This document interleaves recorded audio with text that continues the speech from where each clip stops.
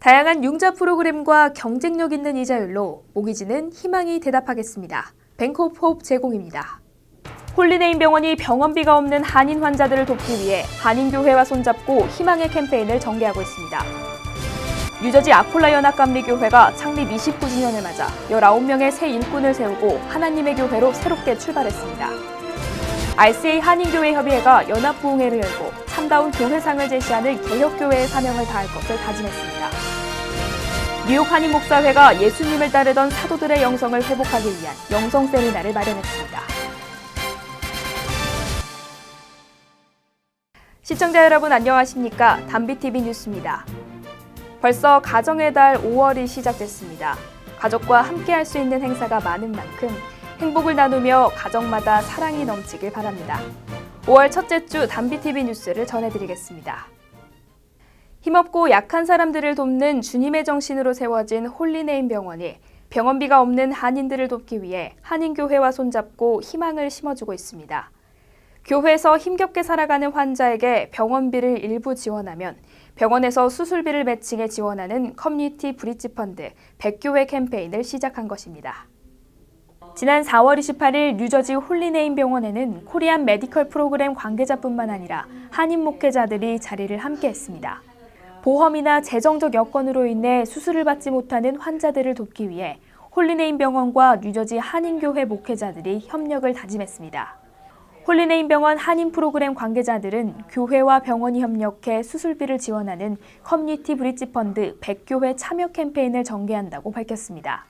커뮤니티 브릿지 펀드는 의료 사각지대에 있는 한인 환자들이 종교기관이나 개인의 도움으로 병원비를 마련하고 부족한 비용을 병원에서 지원하는 프로그램입니다. 특히 한인 사회에서 어려움에 처해 있는 분들을 찾아내고 그리고 그런 분들을 하나하나 도와줄 수 있는 방법을 같이 연구하고 그리고 하나의 생명, 한 사람, 두 사람, 세 사람 이렇게 그 생명을 살릴 수 있는 그런 일을 같이 할 수 있는데 큰 뜻이 있다고 생각합니다. 메디컬 디렉터 양희곤 박사는 치료를 하지 못해 생명의 위협을 받는 환자들을 많이 봐왔다면서 브릿지 펀드의 필요성을 강조했습니다. 외과 의사로서 제가 병원에서 일을 하고 그럴 때 제일 저희들한테 안타까운 것은 환자분들이 손을 쓸 수 없을 때 오시는 분들이 있어요. 아니면 경제적인 문제로 간단하게 치료되는 것을 4, 5년, 10년 동안 고생하다 오시는 분들이 있어요. 오직 돈이 없기 때문에. 뉴저지 교협회장 김종국 목사는 어려운 사람을 돕는 것은 교회에서 마땅히 해야 할 일이라며 적극적인 협조를 약속했습니다. 우리가 마음을 같이 한다는 것은 교회 협의회에서 마땅히 해야 할 일이 아닌가 생각을 하면서 저희 임원단에서는 만장일치로 이 일에 동참하기로 결정을 했습니다. 지난 2014년 시작된 브릿지 펀드는 그동안 4명의 한인 환자에게 희망의 길을 열어줬습니다. 망막질환으로 실명의 위기에 처했던 환자와 급성 심근경색으로 생명의 위협을 받았던 한인은 이 펀드의 도움으로 새 삶을 찾을 수 있었습니다. 그동안 브릿지 펀드에 동참한 교회는 뉴저지 교협을 비롯해 필그림 교회, 가나안 교회, 은혜와 사랑 교회, 엘리자베스 교회 등이 있습니다. 뉴저지 아콜라 연합감리 교회가 창립 29주년을 맞아 19명의 장로 권사 집사 임직 예배를 드리고 하나님의 교회로 새롭게 출발했습니다. 주님의 부름을 받은 임직자들은 사랑과 나눔이 넘치는 교회가 될 수 있도록 앞장서겠다고 다짐했습니다. 지난 4월 30일 창립 29주년을 맞아 임직 예배가 열린 아콜라 연합감리교회는 주님을 향한 감사로 가득 찼습니다. 임직자와 가족, 교인들이 예배당을 가득 메운 가운데 열린 감사 예배는 지난 29년 동안 교회를 지켜주신 주님 앞에서 새 일꾼을 세우는 축복의 자리였습니다.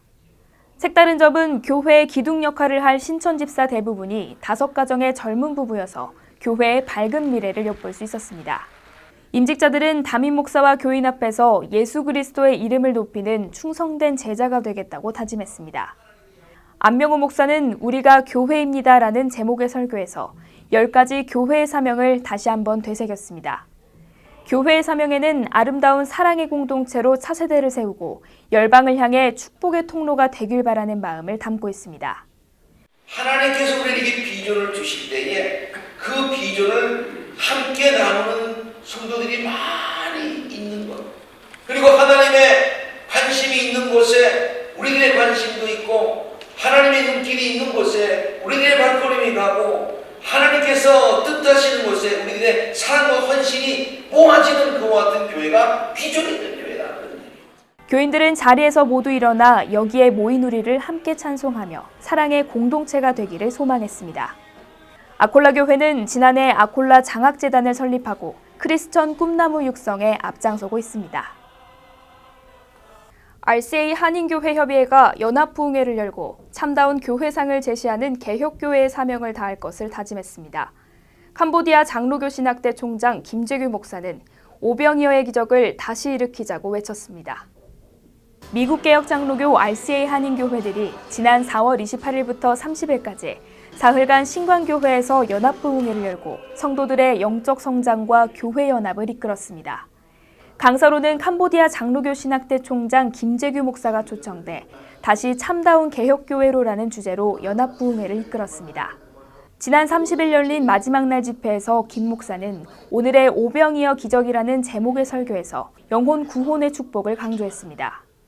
그는 이 시대 교회의 사명을 회복하고 소금과 빛의 역할을 하는 좋은 교회가 되길 소망한다고 전했습니다. 이날 예배에서 한인동상 장로교회 성가대는 아름다운 찬양으로 연합집회의 화합을 다졌습니다. 회장 유승래 목사는 학생들에게 장학금을 전달하기도 했습니다. 이 시대에 교회들이 그 사명을 회복하고 또 좋은 교회로서 양들을 바르게 먹이고 또 악한 세대 가운데 세상의 소금과 빛이 되는 교회 사명을 감당하기 위해서 주로 교회론을 중심으로 RCA는 언더우드 선교사를 배출한 교단으로 뉴욕 인근의 20여 개 한인교회가 활동하고 있습니다. 뉴욕 한인목사회가 예수님을 따르던 사도들의 영성을 회복하기 위한 영성 세미나를 마련했습니다. 한국의 사도영성 신학원장 홍항표 목사는 오늘날 초대교회의 모습을 회복하기 위해 사도들의 영성이 필요하다고 강조했습니다. 뉴욕 한인목사회는 지난 4월 27일 뉴욕 대한교회에서 사도영성 세미나를 열었습니다. 강사로 초청된 사도영성 신학원장 홍항표 목사는 초대교회 사도들의 영성을 회복해야 진정한 교회 회복이 가능하다고 강조했습니다. 그는 예수의 삶을 따랐던 사도들의 영성이 오늘날 교회를 바로 세울 수 있는 힘이라고 전했습니다. 초대교회 성경을 쓴 사도들의 영성을 회복하지 않고는 진정한 주님을 만날 수 없겠기에 저는 30년 전부터 지금까지 초대교회로 돌아가서 성경을 기록한 사도들의 영성을 회복해서 전통적인 주님을 만나는 목적으로 하고 있습니다. 목사회는 이날 뉴욕 선교협회와 공동으로 성경의 땅 그리스라는 제목으로 김경래 박사의 특강을 진행했습니다. 그리스는 성경 속에 나오는 역사적인 장소와 교회를 간직하고 있습니다.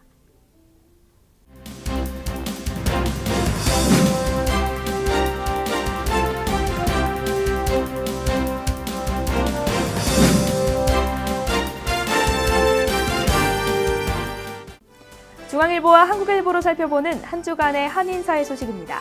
먼저 중앙일보부터 살펴보겠습니다. 도널드 트럼프 행정부가 표준공제를 2배로 늘리고 항목별 공제는 대폭 축소하는 세제개혁안을 내놨습니다.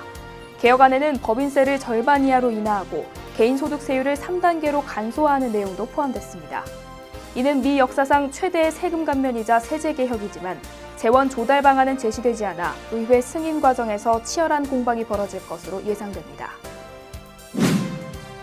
뉴욕 리버티를 포함해 전국 21개 공항에서 가동 중인 스마트 레인 시스템이 존 F 케네디 국제공항에도 도입됩니다.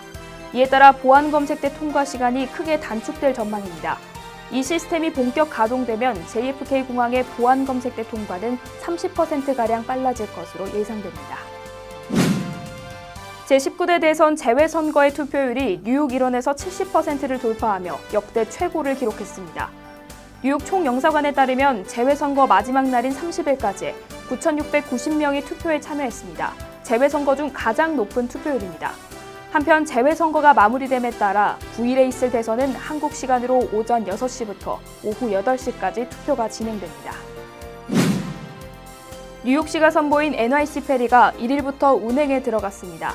요금은 MTA 버스 요금과 같은 2달러 75센트, 기존 요금 4달러보다 1달러 25센트 내렸지만 선착장에서 미드타운으로 가는 무료 셔틀버스를 더 이상 제공하지 않습니다. 티켓은 스마트폰 앱으로도 구입할 수 있으며 앱은 무료로 제공됩니다. 다음은 한국일보를 살펴보겠습니다. 트럼프 대통령이 취임한 1월부터 4월까지 100일 동안 불법 이민자들에 대한 체포 건수는 급증하고 있는 반면 불법 이민자의 유입과 합법 이민은 크게 감소하고 있는 것으로 나타났습니다. 특히 범죄 전력이 없는 단순 불체자들에 대한 무차별적인 체포가 급증하고 있는 것으로 드러났습니다. 난민 이민자도 오바마 행정부 시절에 5분의 1로 크게 줄었으며 이민 전문가들은 트럼프 행정부의 반이민 정책으로 불법 이민은 물론 합법 이민까지 줄어드는 추세라고 평가했습니다.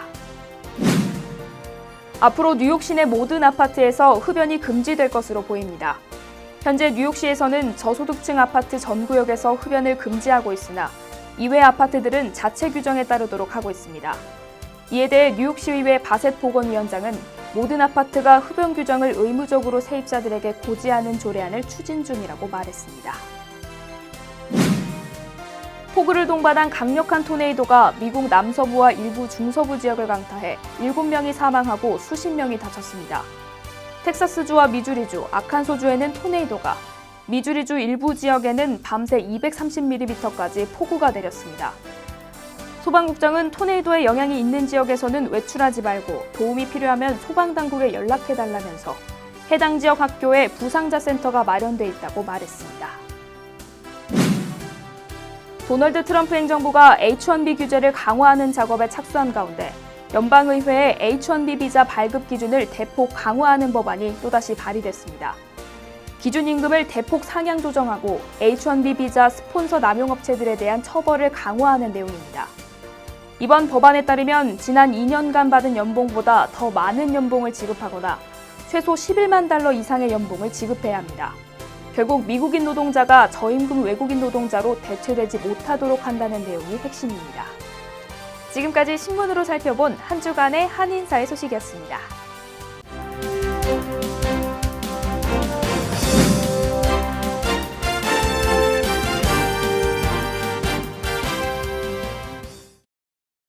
시력에는 눈으로 보는 시력도 있지만 마음의 시력도 있습니다. 마음의 시력에는 자신의 죄를 보는 눈, 사명을 찾아보는 눈, 그리고 상대의 마음을 헤아리는 눈이 있습니다. 앞이 잘 안 보이면 안경을 쓰듯 마음의 시력에는 믿음이라는 안경을 써야 합니다. 항상 행복한 마음을 얻기 위해 믿음의 안경을 써보시기 바랍니다. 뉴스를 마치겠습니다. 시청해주셔서 감사합니다.